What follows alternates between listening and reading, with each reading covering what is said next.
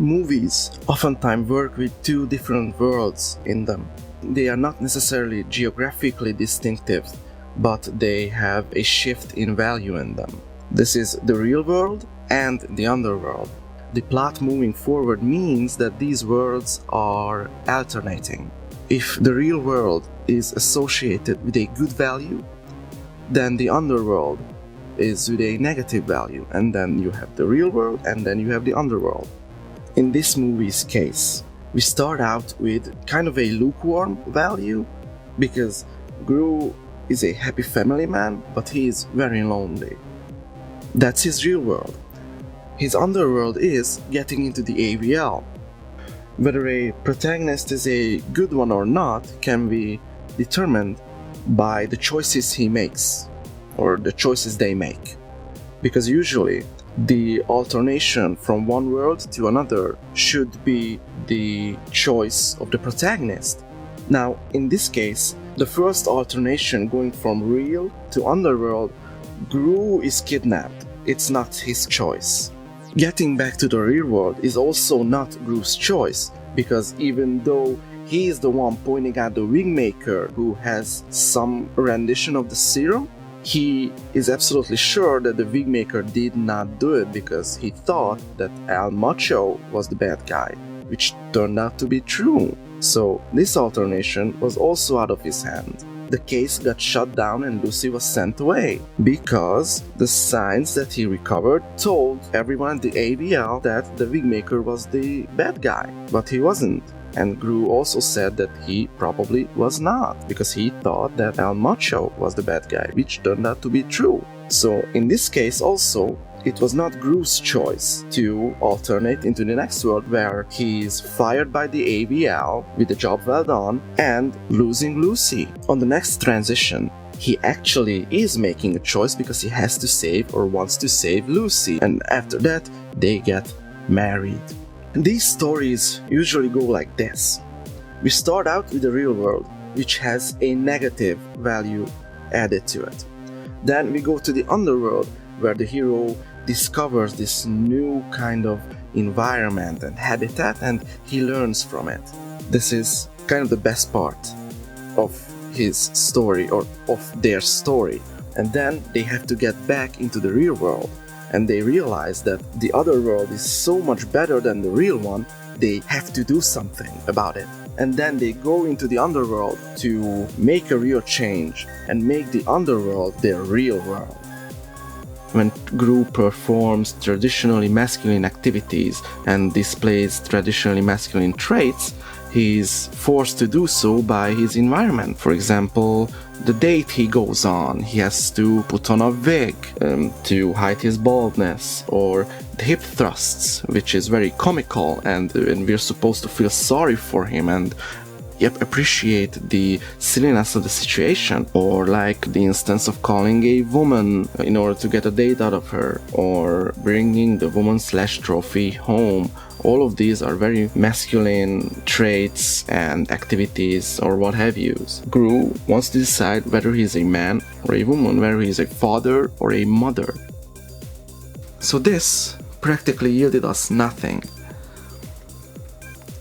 But what does Gru have to sacrifice?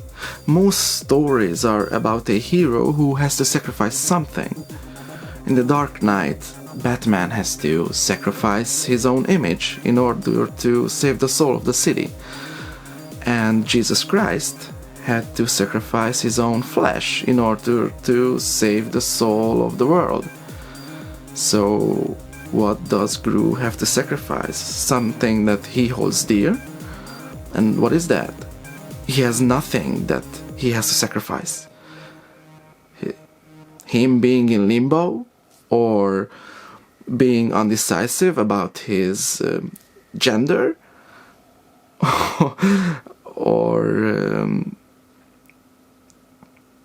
just like with Lucy's great sacrifice, all he has to do was to ask out the girl and not to jump into the volcano and not be alone. All the movie does is hammering away the idea that being isolated, being alone, is a perfectly masculine thing to do. And where does masculinity end? Jumping into a volcano and die. So all he has to do is not do that. But this is not a sacrifice. This is bullshit. And you see, that's where I have to ask a question.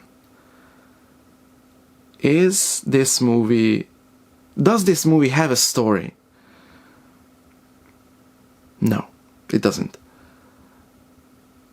A story is something that has a thesis that is attacked and supported all throughout the movie or book or whatever.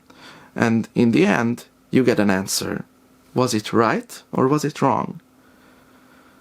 But the tale, however, is just something gets stated and then it ends. And that's it. This story is not a story. Despicable Me 2 has no story, it's a tale. And what is this tale about? Well, it's about masculinity. It's about how masculinity robs people, hurts people, and isolates you, humiliates people, and in the end will always destroy you, no matter what.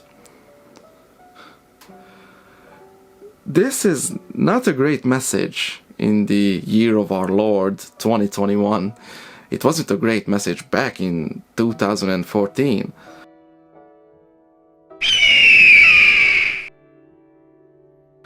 Let alone now. You know, as someone who is prone to struggle with his own masculinity and what it means to be a man in this day and age, shit's fucked up. And I know I'm not the only one. You know, I have my script there that I have written, and at this part I would say that I'm not angry. I should be angry, but I am not. I'm disappointed or whatever. Not because I have wasted 7 years of my life, and I did not throughout the 7 years. Once a year this whole shebang came to my mind, but nothing else. And you know, I'm kind of angry because this is not healthy, this is not okay. Clearly the creators wanted to jump on the SJW bandwagon and the the critical theory bandwagon, which resulted in nothing. You know, the only redeeming quality in this product is none other than its sheer and absolute nothingness. The way it's trying to tell a story, its storytelling is just nothing. It's a nothing burger. It doesn't exist. It doesn't have a bite. It doesn't have teeth. It has nothing. You know, unlike Triumph of the Will or Wonder Woman, which is a very funny comparison. Still, I think. But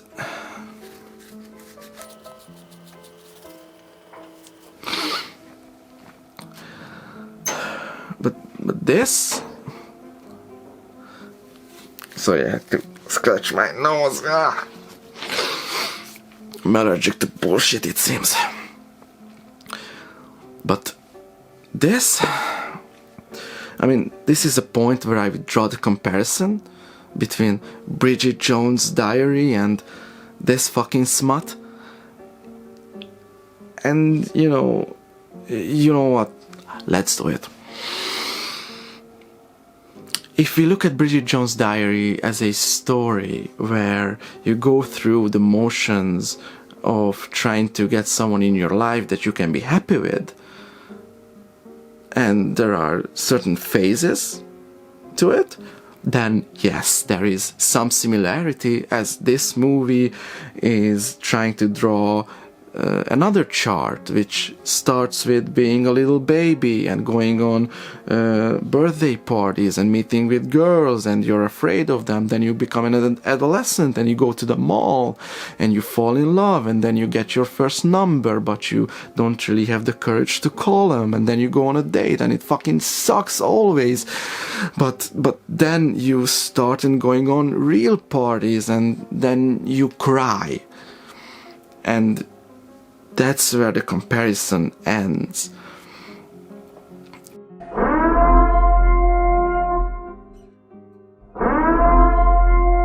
So it begins. You know, Bridget Jones' diary has this sublime message which sounds really moved from my stupid masculine mouth, which, you know, they say, I like you just the way... Just as you are.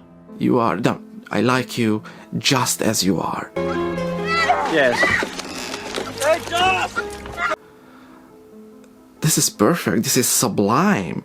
This was a message that was prevalent back 21 years ago, and it's even stronger today. It's getting stronger day by day in a society where you can choose everything about what you like, and you can get exactly what you want out of everything, even people. And there's this thing that tells you that, hey, you are perfect just the way you are. It doesn't matter what other people want. You are perfect, and you should have the courage to look at yourself as perfect. I know it sounds stupid and moved from my face, but still, this whatever couldn't even really hold a candle to something like Bridget Jones. Come on, Bridget Jones for man. Come on, dude, my ass. This is bullshit. Jesus Christ. Oh, and by the way, when conducting the research, I started to write long pages on the parallel shift between the childish and destructive slapstick of the Minions and the cognitively cohesive adult world storyline. Turns out, the Minions just like to fart and eat bananas. Oh, and just a little random fact. The head writer of this fucking... Oh, and one more interesting thing. The head writer of these movies is actually the guy who lends his voice to the little yellow shits. You know, it's just a random fact. It has nothing to do with anything. Eh?